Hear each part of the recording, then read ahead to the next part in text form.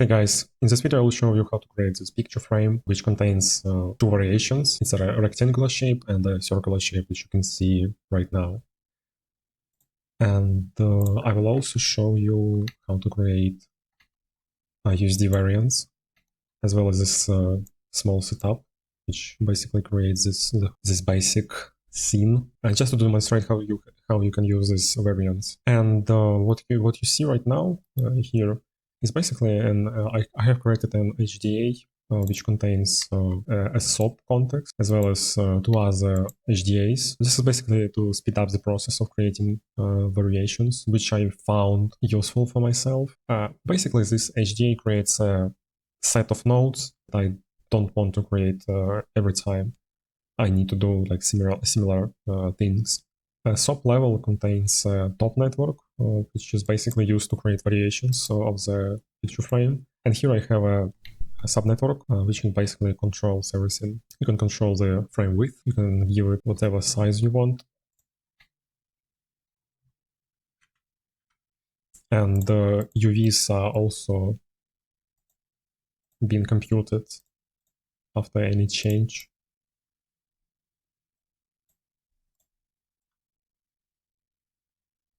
Right now it's kind of slow because I'm recording at the same time, but it's quite fast in comparison to modeling from scratch. And you can also create this edge ornament, sort of, or whatever it might be. This is using a bevel ramp, which I will show you just in a minute. So this is a controls. You can also add the additional frame inside of the main frame via this checkbox, and you can resize it also. I haven't added a condition which will stop resizing after a certain amount. Let me actually show you how it was done. The whole setup is pretty simple, and I will show you the rectangular shape first, and because the circular shape is basically the same thing. So I am starting with a grid with 2x2 row and columns. I'm moving it into the negative Z direction, which it will be basically a width of the frame. Then I'm doing a mirror, and then I'm adding a skin node, which will basically control the width of the frame.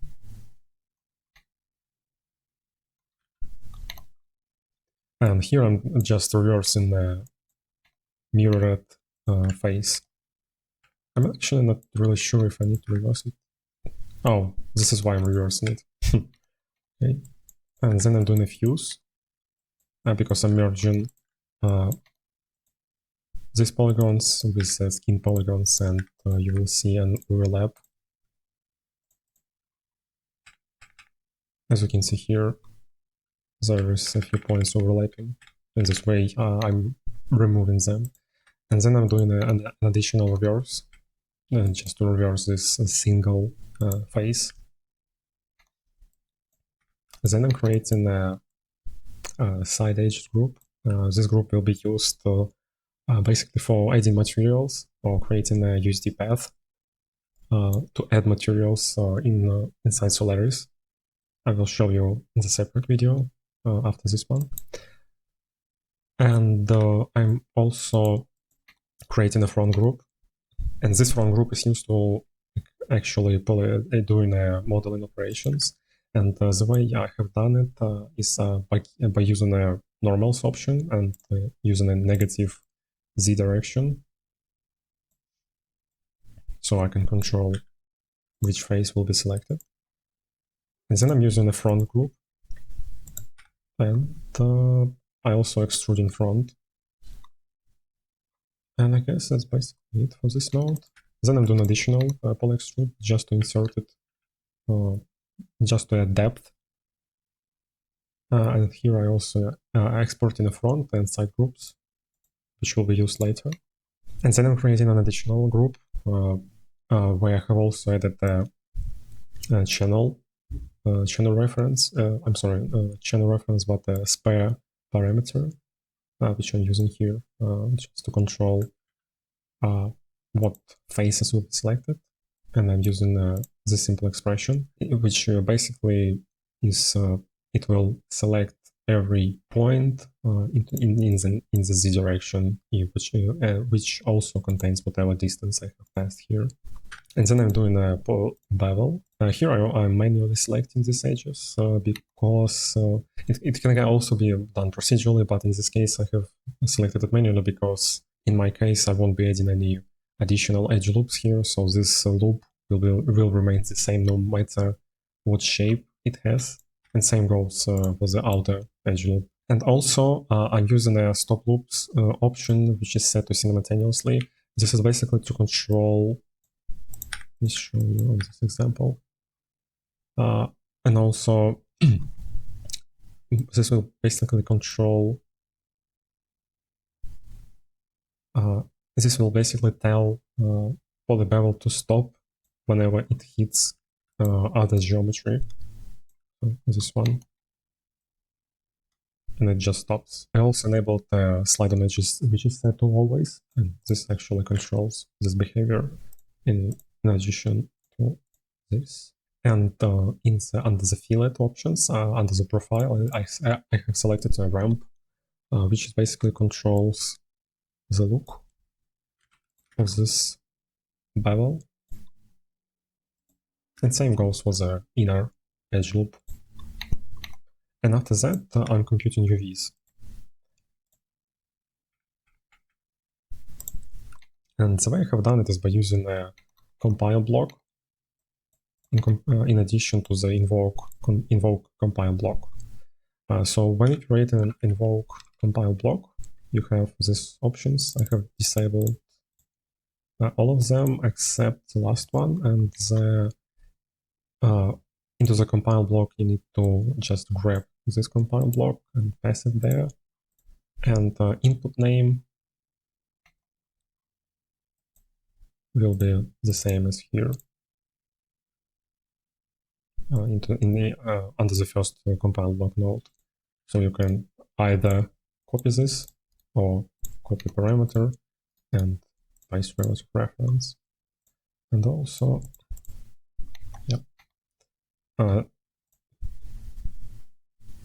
you can enable dependency links. It is basically this is useful to get an idea where a channel reference is being referenced from.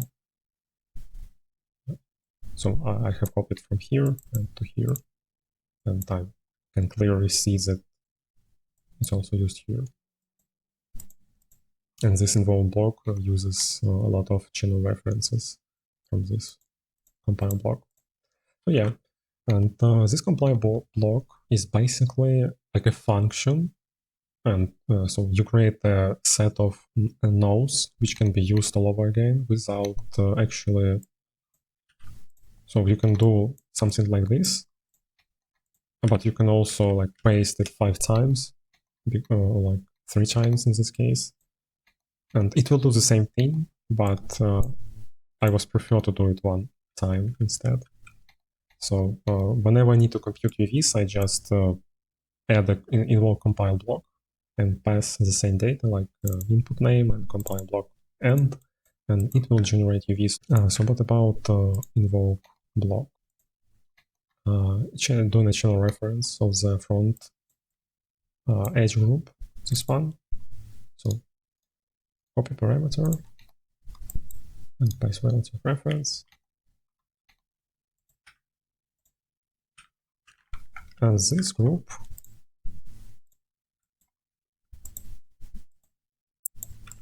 select this part, which is basically to compute UVs for the picture itself.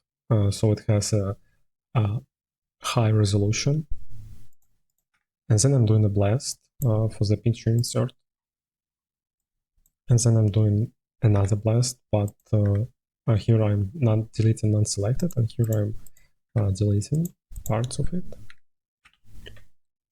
And basically this is a whole picture frame, like everything except like actual face where a picture will be placed, if it makes sense. And then I'm doing a UV layout. It's actually hard to see what it's doing, but here is the computed UVs.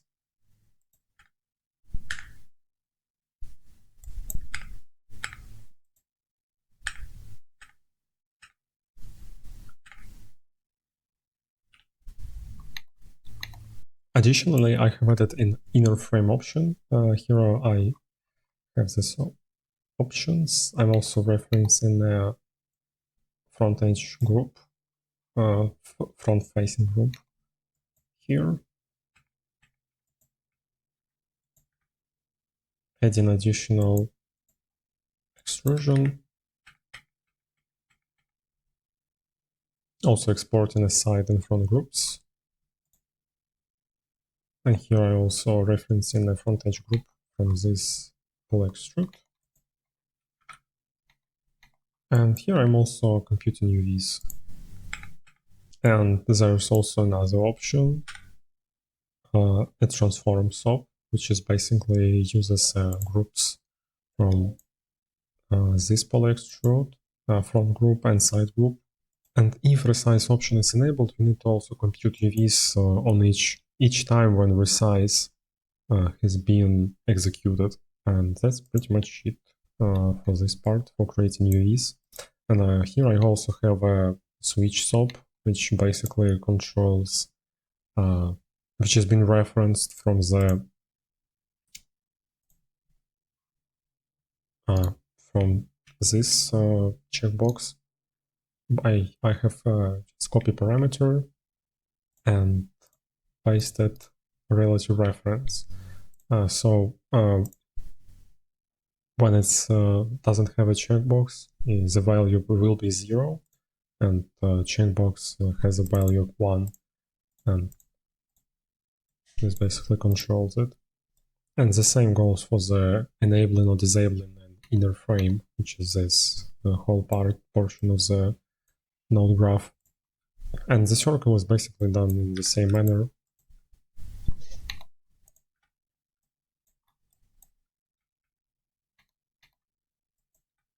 I'm adding groups, extruding everything.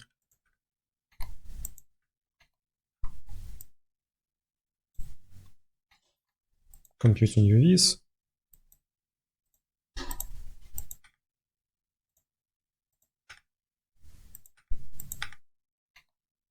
And that's pretty much it. And after that, here I have a switch SOP which controls whether a rectangle shape or a circular shape is selected. And the way I have done it is by using a drop-down menu. Here I can select a rectangle or a circle, and it is also a value of 0 and 1. And if I and this is basically an ordered menu, and under the menu you have menu items and token and label options. Token is basically a 0, which token is basically a value which you will be referring to, and label is, well, a label. So in terms of switch SOP uses integers in this case, but it can also use something else, I guess. So 0 means a rectangular shape and 1 means a circular shape, and this is what this switch SOP does. And after that, I'm combining all the groups, creating a USD path, which contains all of the groups I needed. Then for the inner frame, picture insert, and then I'm deleting groups because there are quite a few of them to reduce the file size later. Then I'm doing a match size, adding a divide, just in case it will work for the circle. Then I'm adding normals, and that's pretty much it. And if you want to create variations out of this HDA or out of this tool, you can do it inside PDG. Here I also have an HDA just to create some nodes for me and this controller. This way I don't need to create it every single time. And this controller is basically referencing, has references in every single node.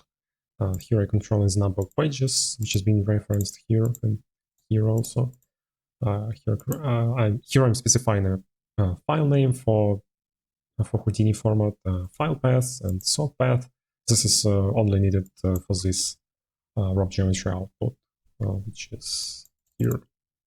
Inside USD, you don't actually need to do it. And here I also specify the USD file name, USD path, and USD extension. And all of this data has been referenced here. And here I also created the spare parameters. And I think it's because referencing from here is was giving me some sort of an error or something like that. So here I'm creating the wedges, which you can see here. I actually need to select this one because all of the wedges and the attribute wedges has been referenced here instead of this one. As you can see by this dependency link.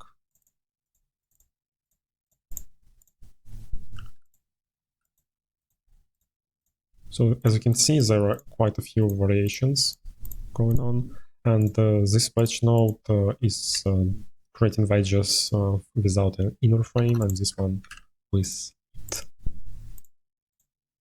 That's basically with this inside rectangle. And here I created 20 attributes. You can also separate these wedges into a different node, but for some reason it didn't work for me. Instead of 20 wedges, I get like 200, or depending on the number of wedges. So I'm not quite sure why it's happening, as I'm not figured out it yet. So this is why I have every wedge attribute inside this one node. So here I'm controlling the frame shape using an integer and a range from 0 to 1. You can do whatever range you want, and from 0 to 1 I'm selecting a random sample. Then I'm doing the same for inner frame, resize, width, but here is a float, and from this value to this value. And this is not just random values. I have played around myself with trying different values, and I found by trial and error that this value works fine for me. Different values may work for you better. And a bunch of other parameters. And these parameters controls the bevel, ramp, and this controls like actual bevel, like point. In total there are 6 points from outer edge and inner edge, like 3 points for the outer edge and 3 points for the inner edge. What I mean by this is these points, 1, 2, and 3. Only 3 points has been affected by the wedge. I'm not quite sure how to like randomize all of them without actually picking certain one. And here I also added a wedge for the shape size, for the frame shape, which is used here again, as far as I remember. And the same goes for the enabling or disabling inner frame. And after that, I'm adding a raw geometry output. You specify a SOP path. In this case, the SOP path is like this path, this SOP network. And then I'm specifying an output file path. And you also need to specify a wedge index, which is basically if you middle mouse click on this like red green dot, you have a wedge index attribute here, and also wedge count, wedge number, and wedge total, and other parameters. And you can see here all of the wedges for this particular wedge. And so you're basically referring to a specific wedge number here, like this geometry, and you're saying this raw geometry output to say this specific geometry because it has a specific index, and you're saying like to save it to disk. And under the cache mode, I have set the write files option. And the same, after that, you also have an option to save to USD. I haven't used it, but there is an option. It's basically the same thing. And the only difference in comparison to raw geometry output is that here I have set generate when all upstream items are generated instead of automatic. So it will start saving files after this node has been generate files. The same goes for this part, but with inner frame option enabled. And this is basically how you can create a picture generator and create variations out of it. And you can also add additional functionality like having a glass panel, which you can disable or enable, possibly ropes, which used to hang a picture onto the wall. And I hope you found it useful. I hope it wasn't too complicated or confusing. And if it was complicated or confusing, please either rewatch the video or drop a comment in the comment section and I will reply to you. And in the next video, I will show you how to create USD variants and a single USD multivariant, and how I created a simple scene which uses this generated picture frames from a top network. See you in the next video. Take care.